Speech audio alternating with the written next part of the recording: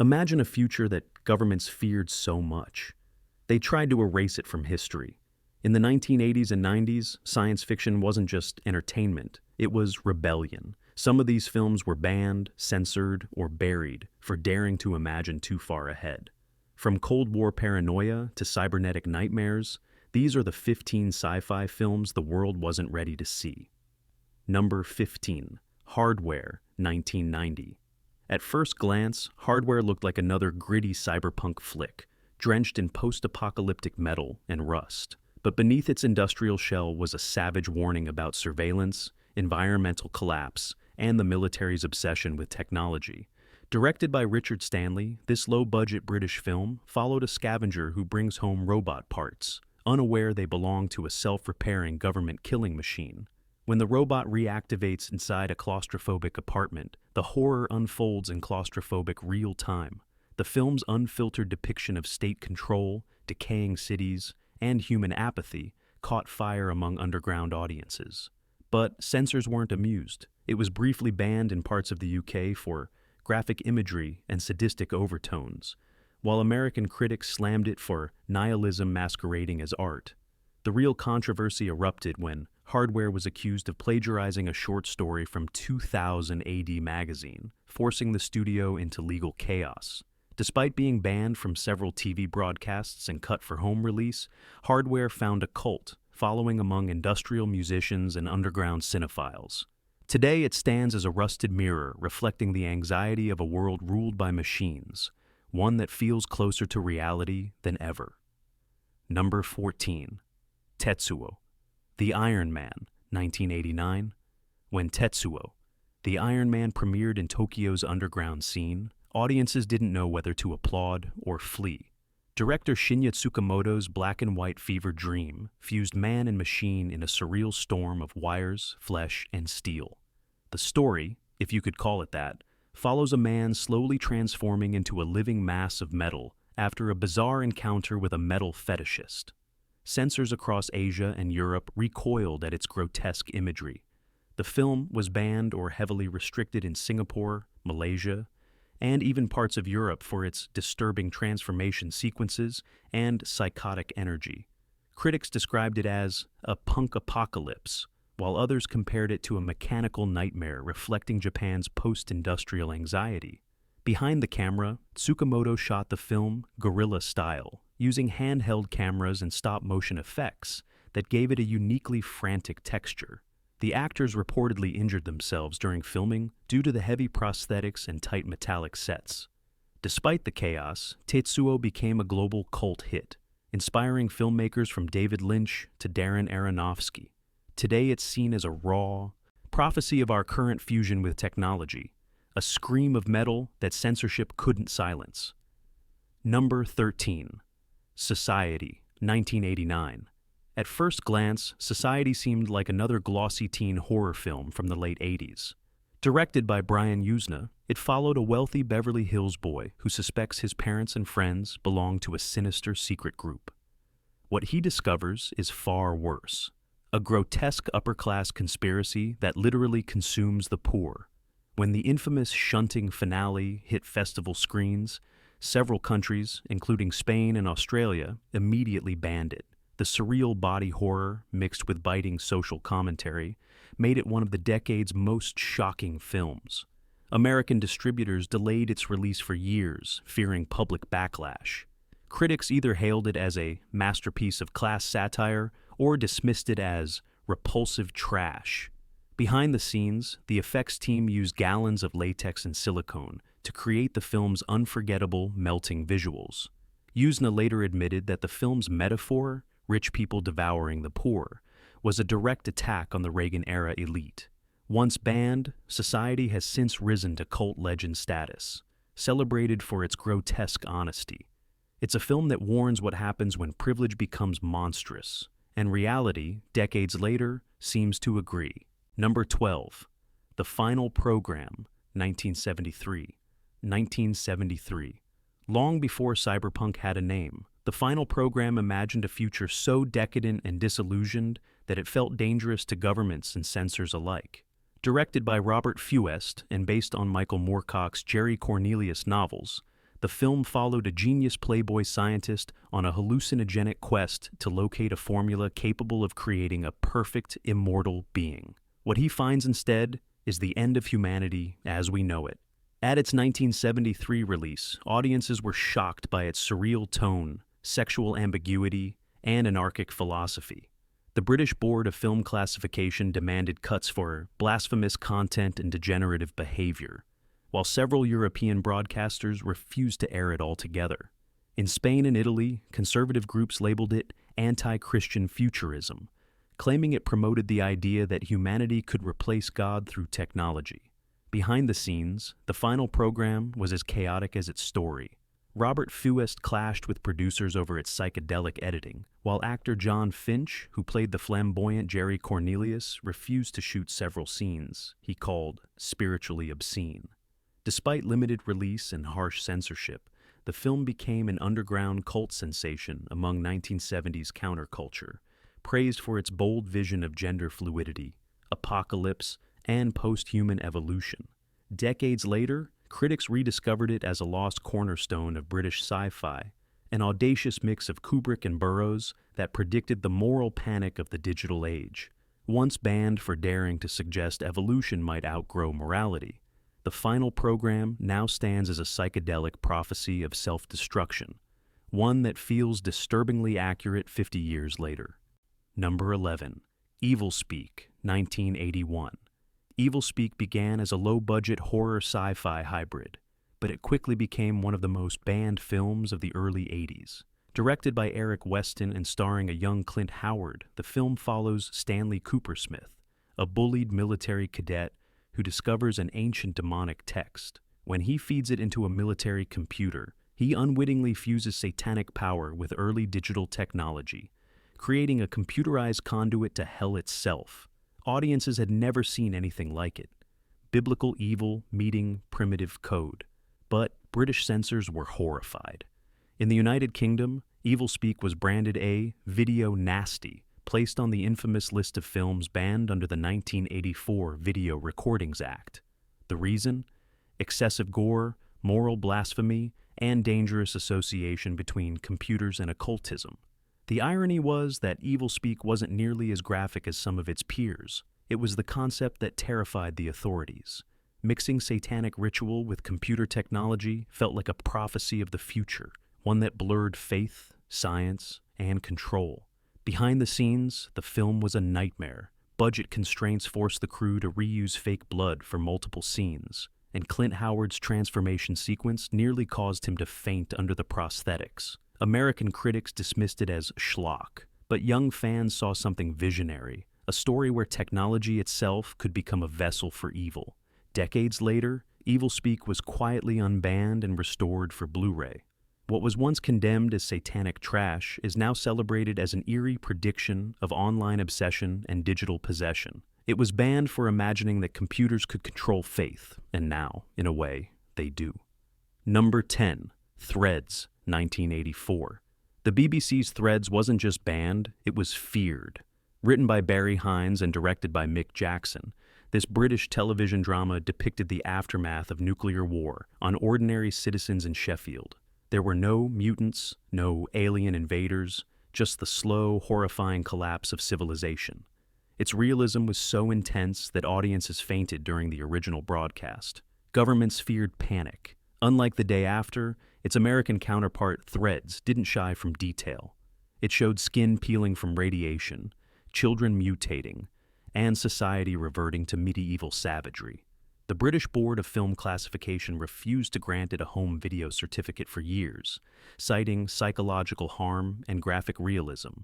Schools were prohibited from screening it, and several countries, including Australia and Canada, banned television airings outright. The production itself was grueling. Actors were forced to perform under freezing, post-apocalyptic conditions, often covered in ash and grime for hours.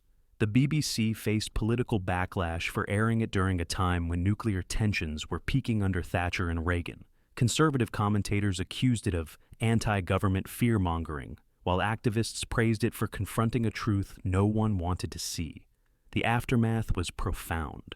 The U.S. Department of Defense reportedly used threads in training sessions to demonstrate civilian response to nuclear fallout. But in the UK, it vanished from public TV for nearly 2 decades. Only in the 2000s did it re-emerge, hailed as the most terrifying anti-war film ever made. Its legacy endures as a warning. Sometimes, the future we ban from screens is the one we end up living. Number 9. Brazil, 1985. When Brazil premiered, it was hailed as a masterpiece, and simultaneously mutilated by censors. Terry Gilliam's dystopian satire painted a surreal picture of a bureaucratic future where paperwork replaces humanity, and rebellion is punished by absurdity. Jonathan Pryce starred as Sam Lowry, a low-level clerk who dreams of freedom in a world suffocated by forms, ducts, and propaganda. Universal Pictures hated it. Executives called it too depressing, too strange, too un-American. The studio refused to release the original cut in the United States, demanding a sanitized version with a happy ending. Gilliam fought back, staging private screenings for critics and secretly leaking his version to the Los Angeles Film Critics Association, who awarded it Best Picture before it was even officially released. The public outcry forced Universal to relent, but the controversy led to temporary bans in multiple countries, including Iran and parts of Eastern Europe, for its anti-government narrative. Behind the scenes, Gilliam's war with Universal became legendary. Memos were leaked. Lawyers threatened lawsuits. The studio even tried to recut the film without his permission, creating what fans now call the Love Conquers All version, an infamously neutered edit. But Gilliam's defiance turned Brazil into a rallying cry for artistic freedom. When it finally hit theaters, it bombed financially but triumphed culturally. Its depiction of mass surveillance, government incompetence, and the erasure of individuality now feels prophetic. Once banned for its cynicism, Brazil stands as a monument to creative rebellion, a warning that the future's greatest threat isn't technology, but the bureaucracy that controls it. Number 8. They Live, 1988. John Carpenter's They Live looked like a pulpy sci-fi action flick on the surface, but beneath the sunglasses lay a brutal truth that governments and studios wanted buried. Roddy Piper plays a drifter who stumbles upon a pair of special glasses that reveal the world's secret overlords, aliens disguised as elites, manipulating humanity through subliminal messages: obey, consume, conform. Carpenter claimed it was inspired by Reagan-era consumerism, but many saw it as a direct attack on the American power structure.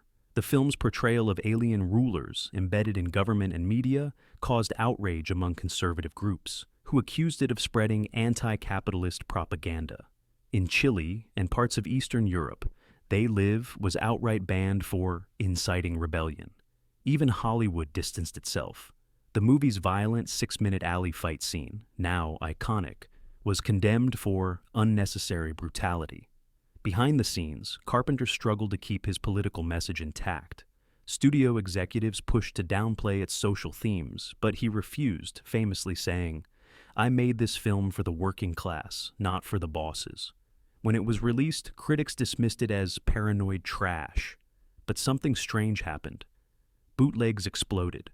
Protesters during the Occupy movement in the 2010s resurrected its imagery. The phrase, "They live, we sleep," became a rallying cry online. Once banned, now prophetic, They Live remains one of the boldest sci-fi statements ever filmed, a reminder that sometimes fiction is just reality wearing better sunglasses. Number 7. A Clockwork Orange, 1971, banned through the 1980s and 1990s. Though released in the early 70s, Stanley Kubrick's A Clockwork Orange faced bans and restrictions well into the 80s and 90s, making it a film out of time and out of favor. Set in a near-future dystopia of ultra-violence and psychological control, it followed Alex DeLarge, a charismatic sociopath subjected to a dehumanizing rehabilitation experiment. The controversy never ended. After a series of alleged copycat crimes in Britain, Kubrick himself pulled the film from UK distribution in 1973. For nearly 3 decades, it was effectively banned in its home country. Video rentals were prohibited, television networks were forbidden from showing clips, and even film schools faced restrictions on studying it. When students tried to organize private screenings in the 80s, police reportedly seized projectors. Censors justified the ban on grounds of public safety, claiming the film's influence was dangerous. But Kubrick's real reason was personal. His family received death threats. Warner Brothers honored his request to suppress it, creating one of the most notorious phantom bans in cinema history. Meanwhile, the film flourished underground. Smuggled copies were traded like forbidden treasure. In the United States, the movie remained available, but often heavily cut for TV and festival screenings. When it finally returned to UK theaters in 2000, after Kubrick's death, it drew massive crowds and instant reappraisal. By the late 90s, Clockwork Orange had transformed from banned material into sacred text, a chilling reflection on free will, morality, and government control. The very system that banned it had become the world it warned about. Number 6. The Lawnmower Man, 1992. What began as a modest virtual reality thriller quickly spiraled into one of the most controversial science fiction films of the 90s. The Lawnmower Man, directed by Brett Leonard and loosely inspired by a Stephen King short story, follows a simple gardener named Job, Jeff Fahey, who becomes the subject of dangerous virtual reality experiments conducted by a scientist, Pierce Brosnan. The tests enhance Job's intelligence until he transcends humanity and attempts to upload himself into cyberspace. The film's groundbreaking CGI visuals made headlines, but it wasn't the effects that triggered its bans. It was the ideas. The film's portrayal of computer networks as a new godlike consciousness terrified conservative groups, who accused it of promoting digital transcendence and anti-religious ideas. In Thailand, Malaysia, and parts of the Middle East, The Lawnmower Man was banned for its blasphemous depiction of man playing God. Even in the U.S., several schools protested its theatrical release, arguing that it glorified cyber addiction and mind control. Behind the scenes, chaos reigned. Stephen King sued the studio for using his name, winning the right to have it removed from all advertising. The studio had marketed it as Stephen King's The Lawnmower Man, though the plot had almost nothing to do with his story. Despite its censorship and lawsuits, the film became a cultural landmark, the first mainstream movie to depict virtual reality as both evolution and apocalypse. By the late 90s, computer scientists were calling it prophetic. Once banned for imagining a digital god, The Lawnmower Man now feels eerily close to our age of artificial intelligence. Sometimes the future isn't feared because it's impossible, but because it's inevitable. Number 5. Akira, 1988. Few animated films have ever been as feared or as banned as Akira. Directed by Katsuhiro Otomo, this Japanese cyberpunk masterpiece unfolded in Neo-Tokyo, a city reborn from nuclear fire and teetering on the brink of another collapse. When a biker gang member named Tetsuo gains uncontrollable psychic powers, he threatens to destroy the city again, this time from within. At release, Akira was considered too violent, too political, and too nihilistic for many countries. Its depiction of government corruption, military brutality, and youth rebellion led to censorship across Southeast Asia and bans in Malaysia and Indonesia. Germany and Norway temporarily blocked its home video release, citing excessive gore and disturbing imagery. Even in Japan, television networks refused to air it for years due to its psychological trauma risk. Behind the scenes, the production was groundbreaking. Over 160,000 hand-drawn animation cells and a record-breaking $9 million budget made Akira one of the most ambitious animated films ever produced. Yet Western distributors initially butchered it, editing out scenes and dubbing dialogue that dulled its political bite. Critics accused it of being morally corrosive, but audiences couldn't look away. In time, Akira became a symbol of artistic rebellion. Its themes of nuclear fear, government control, and technology's mutation of humanity influenced everything from The Matrix to Stranger Things. The irony? The very film banned for depicting chaos became the blueprint for an entire generation of sci-fi creators. The world wasn't ready for Akira, and in truth, it still isn't. Number 4. Event Horizon, 1997. Event Horizon was meant to be a sleek, haunted house in space blockbuster. Instead, it became one of the most banned and butchered films of the decade. Directed by Paul W.S. Anderson, it told the story of a rescue crew sent to investigate a spaceship that vanished into a black hole and returned with something unimaginable on board. Early screenings caused panic. Audiences reportedly fainted, and several walked out during scenes depicting the crew's hallucinations of hellish torment. The Motion Picture Association of America threatened to issue an NC-17 rating unless 30 minutes were cut. Paramount slashed the footage, but the uncut version, reportedly containing nightmarish depictions of human disfigurement and madness, was deemed too extreme and destroyed. In several countries, including Italy, Singapore, and New Zealand, Event Horizon was banned outright or heavily edited for video release. Critics called it satanic science fiction, claiming it blurred the line between horror and blasphemy. Anderson later revealed that the lost footage was stored improperly and decayed in a salt mine archive, turning the film's censorship into literal erasure. Yet, over time, Event Horizon rose from the void. Once dismissed as exploitative trash, it gained a cult following for its philosophical subtext, exploring the fear that advanced technology could open doors not meant for man. Today, it's seen as one of the darkest and most misunderstood sci-fi films ever made. The movie that was banned for showing hell became a prophecy about the demons that live in the human mind. Number 3, Crash, 1996.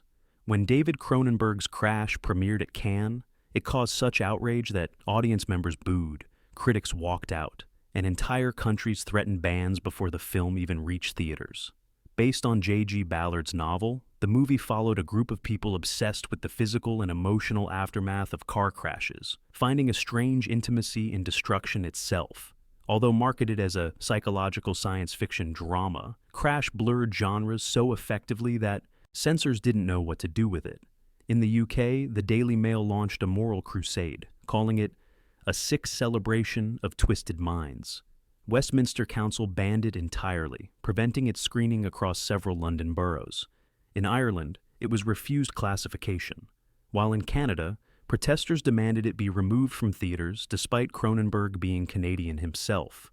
Behind the scenes, Cronenberg defended the film as a study of the human relationship with technology and mortality. He argued that Crash wasn't about pleasure, it was about disconnection in an increasingly mechanized world.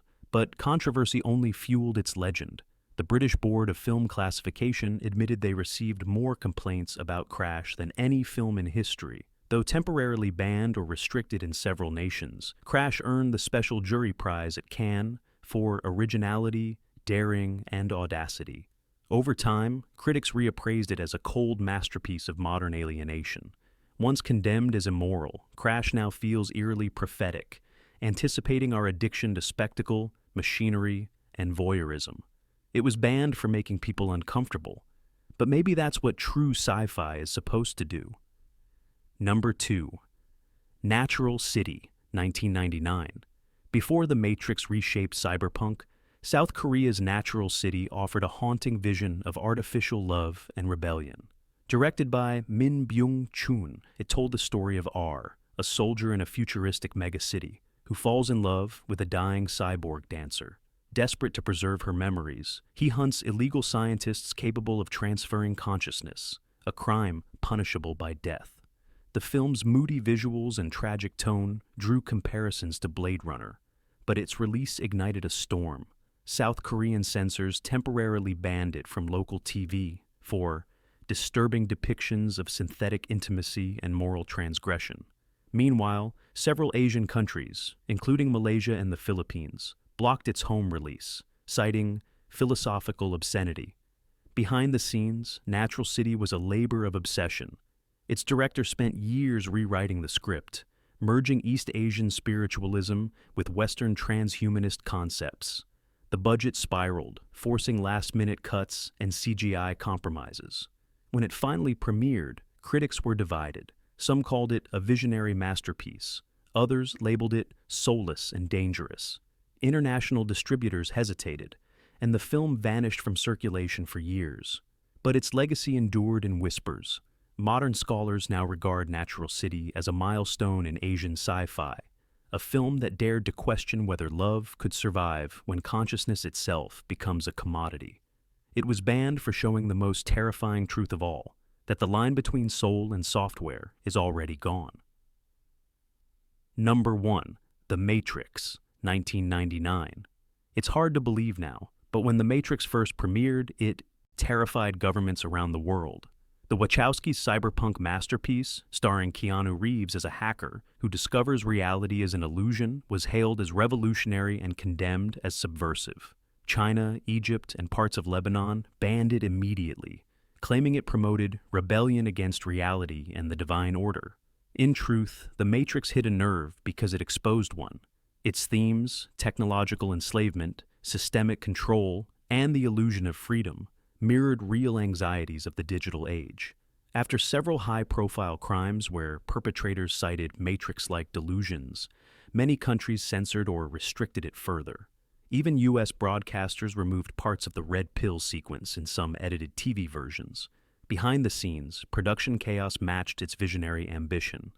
The Wachowskis fought studio executives who doubted audiences could grasp its existential dialogue.